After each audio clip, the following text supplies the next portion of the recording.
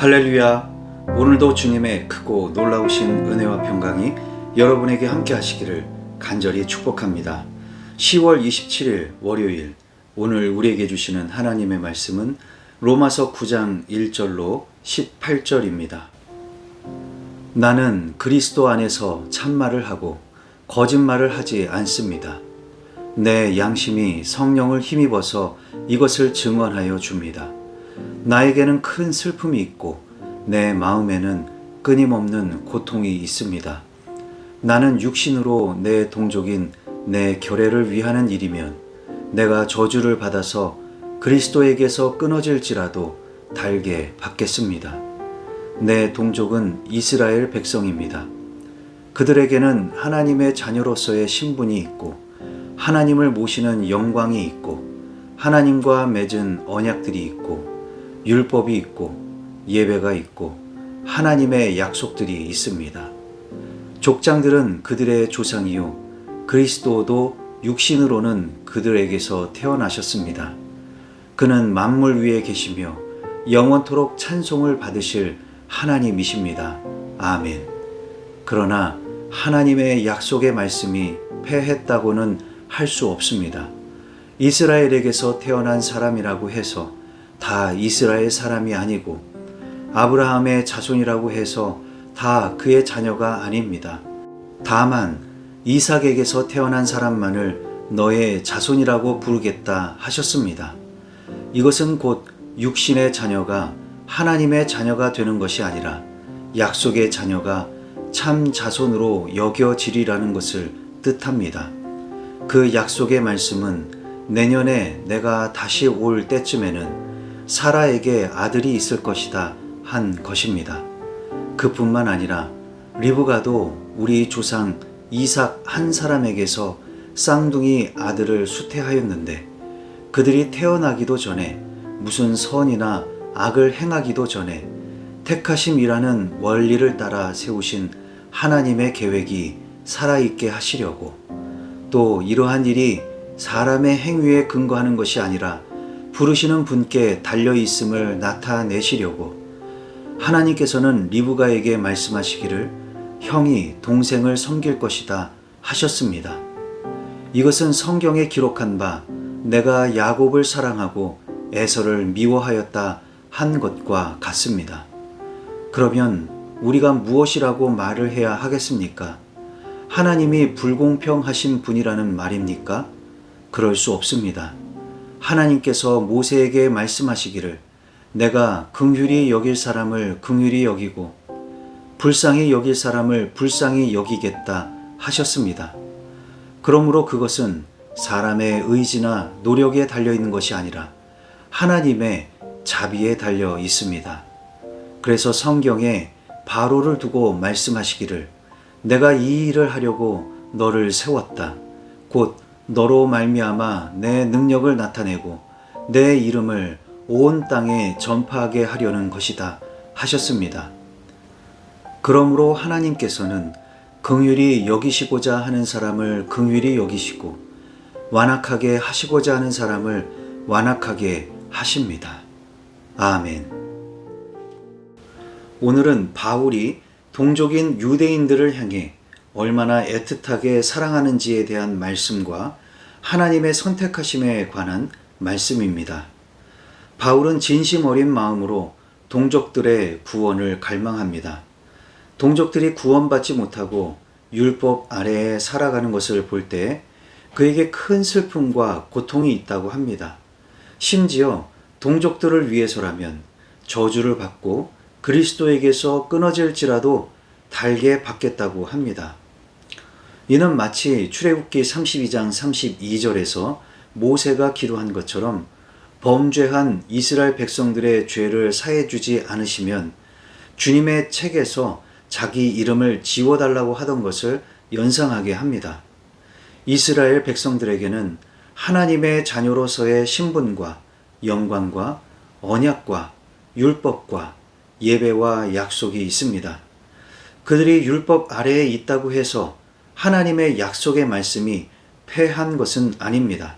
그렇지만 아브라함의 자손 중에 이삭에게서 태어난 사람만 그의 자손이 된 것처럼 이스라엘에게서 태어난 사람이라고 해서 다 이스라엘 사람이 아닙니다. 이것은 육신의 혈통으로 난 자녀가 하나님의 자녀가 되는 것이 아니라 약속의 자녀가 참된 하나님의 자녀가 되는 것을 뜻하는 것입니다. 야곱과 에서의 경우도 마찬가지입니다. 하나님께서는 이삭이 낳은 두 아들 중에 야곱을 선택하셨습니다.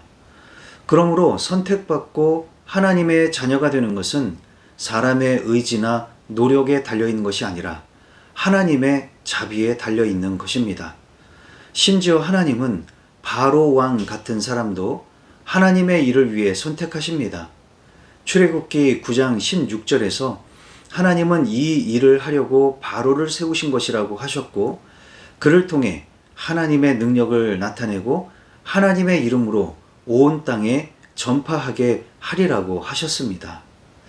자, 그럼 오늘 주신 이 말씀을 붙들고 우리는 어떻게 살아야 할까요? 첫 번째로, 나의 공동체에 대한 안타까움이 있습니까?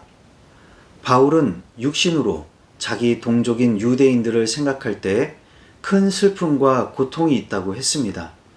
그것은 유대인들이 아직 율법에 얽매여서 그리스도의 복음으로 참 자유를 얻지 못했던 것에 대한 안타까움일 것입니다. 더 나아가 이대로 가다가는 강팍한 동족들의 마음이 더 굳어져서 영영 구원의 길에서 멀어질까 하는 것에 대한 두려움이 생겼던 것입니다. 그래서 바울은 그렇게 되지 않을 수만 있다면 자기가 대신 저주를 받겠다는 마음까지 가졌던 것이지요. 바울의 그 갸륵한 마음에 비추어서 우리 자신을 돌아볼 수 있으면 좋겠습니다. 우리에게도 우리의 가족들이나 지인들, 일터에서 만나는 분들, 그리고 교회에서의 교우들까지 수많은 사람들이 있습니다. 그들 한 사람 한 사람을 생각할 때 어떤 마음이 있는지요?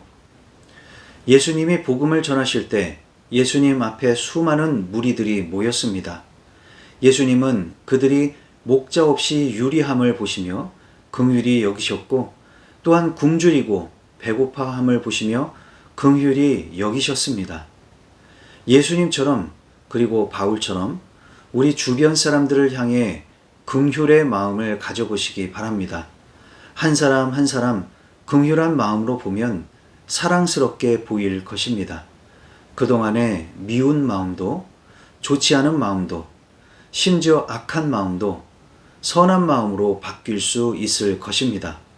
그리스도의 사랑은 거기에서 다시 시작할 수 있습니다. 우리가 감당해야 할 복음 전하는 사명도 그래야 시작할 수 있습니다. 두 번째로, 하나님의 선택 속에서 우리가 할 일은 무엇인가요? 오늘 본문 말씀 안에는 하나님의 선택과 예정이라는 기독교 신앙의 아주 중요한 교리가 있습니다. 구원을 받고 못 받고의 문제는 하나님의 선택에 달려 있습니다. 여기에 인간의 노력은 아무 소용이 없는 것입니다. 그렇다면 우리가 아무것도 하지 말아야 할까요? 전도도 하지 말고 선행도 하지 말고 그냥 하나님의 선택에 맡기고 우리는 하고 싶은 대로 하면서 살면 되는 것일까요? 그렇지 않습니다. 우리는 여전히 나 자신의 구원을 이루기 위해 힘써야 하고 다른 사람을 구원하기 위해 전도해야 합니다. 왜냐하면 하나님은 다 아시지만 우리는 다 모르기 때문입니다. 이거 굉장히 어려운 이야기이긴 한데 어렵게 생각하지 마시고 이렇게 생각해 보시지요. 만약에 식당을 운영한다고 할 때 그는 그날 어떤 손님이 와서 어떤 메뉴를 주문하고 몇 명이 와서 얼마나 주문할지를 모릅니다. 그건 하나님만 아시겠죠. 그러니까 그 식당 주인은 아무것도 하지 말아야 할까요? 어차피 하나님이 정해놓은 것이 있을 테니 아무것도 할 필요가 없는 것일까요? 그렇지 않지요. 식당 주인은 자기가 할 수 있는 최선을 다해 음식을 준비하고 최선을 다해 손님을 맞이합니다. 왜냐하면 그는 그날 어떻게 될지를 모르기 때문입니다. 그가 알 수 있는 것은 단 하나, 그렇게 잘 준비되어 있으면 준비되어 있지 않을 때보다 낫다는 사실입니다. 이것은 제 믿음이기도 하지만 하나님은 아무것도 하지 않는 사람, 가서 악한 일이나 하는 사람을 구원하시기로 정하시기보다는 최선을 다하는 사람, 가서 선한 일을 하고 주의 말씀대로 살아가는 사람을 구원하시기로 정하십니다. 이것은 성경에도 그렇게 써 있습니다. 그러므로 하나님의 선택 속에서 우리가 해야 할 일은 별로 달라질 것이 없습니다. 하나님은 계속해서 우리에게 말씀하시고 우리에게 사명을 주실 것입니다. 우리는 그저 말씀을 듣고 순종하며 우리에게 주신 사명을 감당하면 되는 것입니다. 기도하시겠습니다. 사랑과 은혜가 풍성하신 하나님 아버지, 오늘도 말씀으로 새날을 열어주시니 감사를 드립니다. 우리에게도 긍휼한 마음을 허락해 주옵소서. 바울이 동족들을 향해 애타는 마음으로 그들의 구원을 갈망했던 것처럼 우리도 그런 구령의 열정과 안타까워할 수 있는 마음을 허락해 주시고 거기에서부터 한 사람 한 사람 전도하고 구원해 나아갈 수 있도록 인도해 주옵소서. 또한 하나님의 예정과 선택에는 우리의 노력이 아무 소용없음을 믿습니다. 노력으로 구원받는 것이 아니라 은혜로 자비하심으로 구원받음을 믿습니다. 그러나 그 속에서 우리가 해야 할 일을 깨달아 알게 하옵소서. 누가 선택받고 무엇이 예정되어 있는지는 하나님만 아시고 우리에게는 감추어 주셨으니 우리는 그저 하나님의 명 받들고 말씀대로 살아가게 하시고 복음 전하며 살게 하옵소서. 우리를 통해 하나님의 구원이 온 세상에 이를 줄을 믿사오니 우리가 버림받지 않게 하시고 쓰임받는 주의 종들이 다 되게 하여 주옵소서. 예수님의 이름으로 기도하옵나이다. 아멘.